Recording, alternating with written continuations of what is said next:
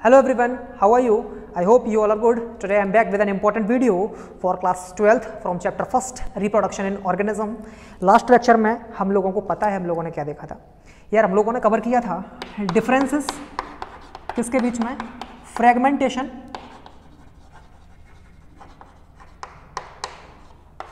And regeneration के बारे में।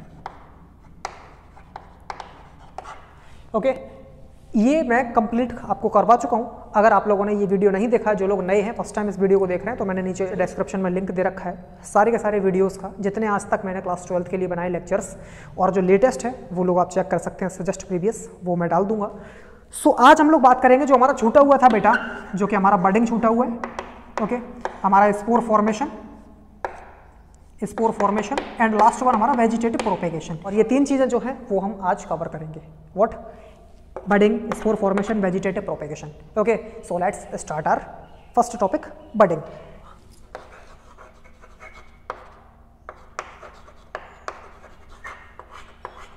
Budding, what is budding?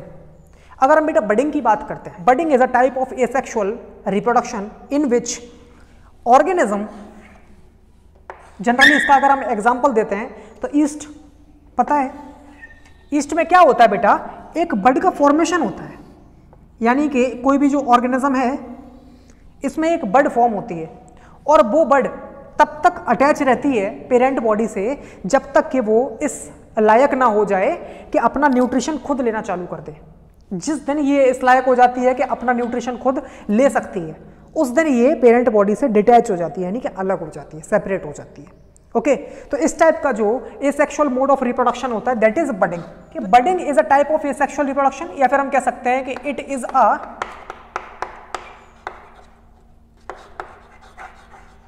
Type of asexual reproduction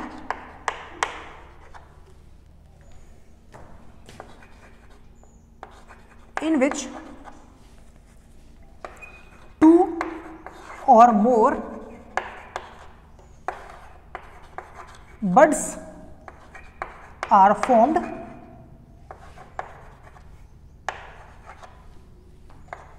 initially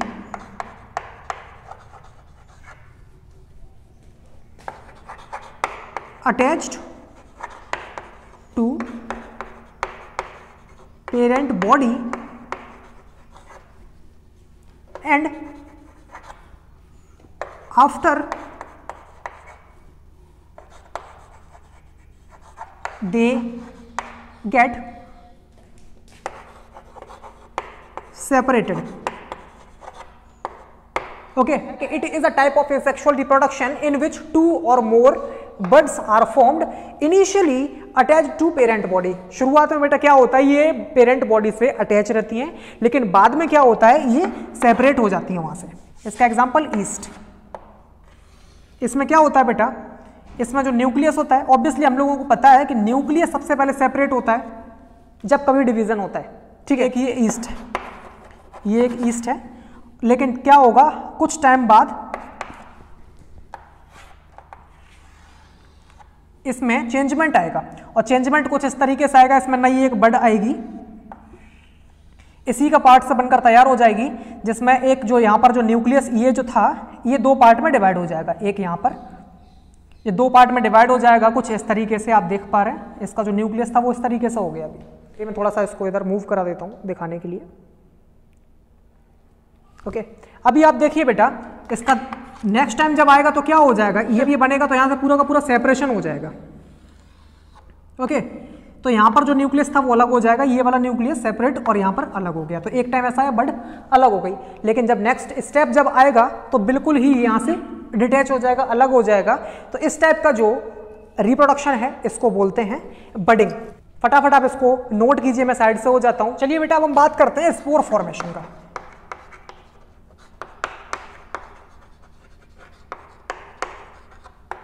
spore formation ये भी एक एसेक्सुअल टाइप है। अभी ध्यान से देखिए, स्पोर फॉर्मेशन मैंने लिखा, ये भी क्या है कि एसेक्सुअल मोड ऑफ रिप्रोडक्शन है।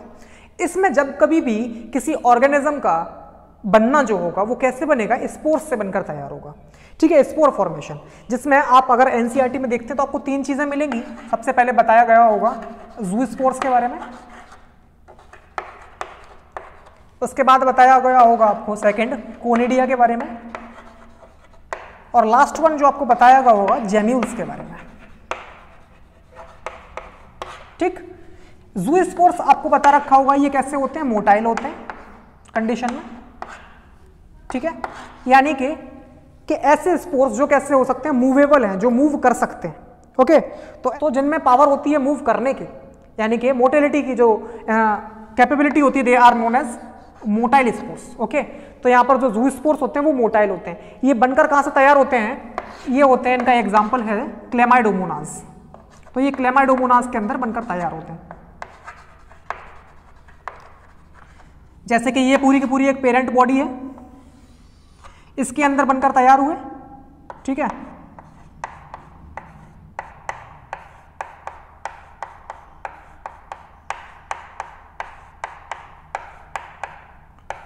इस तरीके से, और यहां से जब ये बाहर, जब ये सिस्ट जो इसकी जो लेयर है, जब यहां से ये बस्ट आउट होगी तो ये क्लेमाइडोमोनास बाहर निकल जाएंगे, तो जू स्पोर्स के अंदर ये आ जाएगा। अच्छा, कोनिडिया की बात करते हैं तो ये पेनिसिलियम का एग्जांपल आपको दे रखा होगा।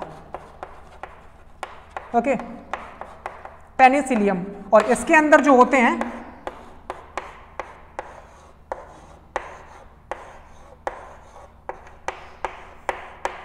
ये स्पोर्स बने हुए होते हैं, इस तरीके से लगे होते हैं, और इन स्पोर्स के अंदर टेंडेंसी होती है कि अपने जैसा और पेनिसिलियम बनाकर तैयार कर देते हैं। ठीक, जो कोनिडिया होते हैं ये कैसे होते हैं बेटा, नॉन मोटाइल होते हैं। इस चीज का ध्यान रखना। कैसे बेटा,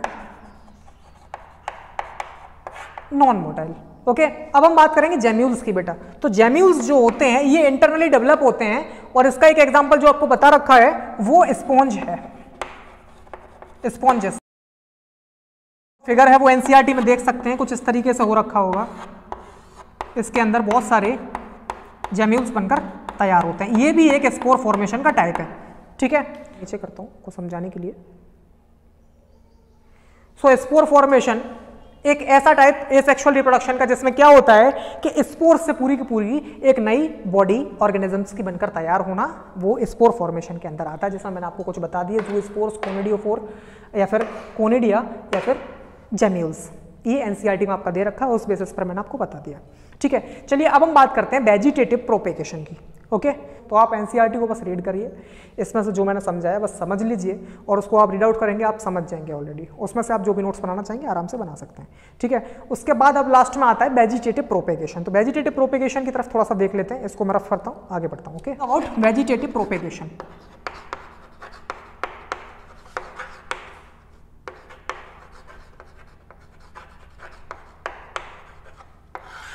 वेजिटेटिव प्रोपेगेशन, वेजिटेटिव प्रोपेगेशन का मतलब वेजिटेटिव रिप्रोडक्शन कह सकते हैं कि जब कभी भी प्लांट्स रिप्रोड्यूस करते हैं अपने आप को, यानी कि अपनी नई जनरेशन बनाकर तैयार करते हैं फ्रॉम देयर पार्ट्स। और वो पार्ट कौन कौन से हो सकते हैं बेटा, स्टेम हो सकती है, रूट हो सकता है, लीफ हो सकता है, एटसेट्रा। वेजिटेटिव प्रोपेगेशन यानी कि वेजिटेटिव रिप्रोडक्शन, इसको हम डिफाइन कैसे कर सकते हैं कि it is a type of reproduction in which plants make their progeny or offspring from their parts, stem, root, leaf, etc. इनसे। इसके कुछ आपको एग्जांपल एनसीईआरटी में दे रखे होंगे, जैसे कि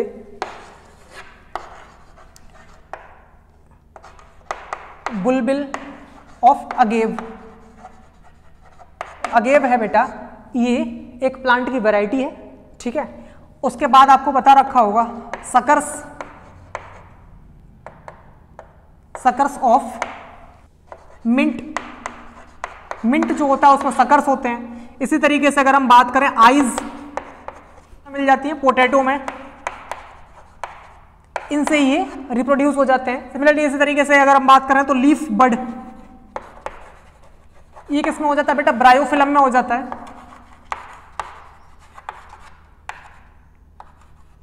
ठीक है, इस तरीके से बहुत सारे एग्जांपल्स दे रखे हैं। तो ये क्या है, कुछ पार्ट्स हैं जिसकी वजह से पूरा का पूरा नया ऑर्गेनिज्म डेवलप हो जाएगा। ठीक है, अगर हम देखें तो बल्ब्स जो होते हैं बेटा वो अनियन में मिल जाता है। ठीक है, गार्लिक में मिल जाता है, और इसे ऑफसेट अगर हम देखते हैं तो ये जो ऑफसेट होता है ये हायासिंथ में मिल जाता है, ठीक है, हायासिंथ में और पिस्टिया बेटा कॉमन से एग्जांपल वेजिटेटिव प्रोपेगेशन के। तो आई होप आप लोगों को वेजिटेटिव प्रोपेगेशन भी क्लियर हो गया होगा, ठीक है। सो इस लेक्चर में सिर्फ इतना ही, और फटाफट हम लोग जल्दी से नए लेक्चर में मिलेंगे जिसमें हम लोग बात करने वाले हैं पूरा का पूरा सेक्सुअल रिप्रोडक्शन और देन आफ्टर उसके पार्थेनोजेनेसिस। सो स्टे कनेक्टेड, फटाफट वीडियो को लाइक कर दीजिए अगर अच्छी लगी हो तो, और चैनल को सब्सक्राइब कर लीजिए और अपने फ्रेंड्स तक वीडियो को पहुंचा दीजिए। लिए good luck and thank you.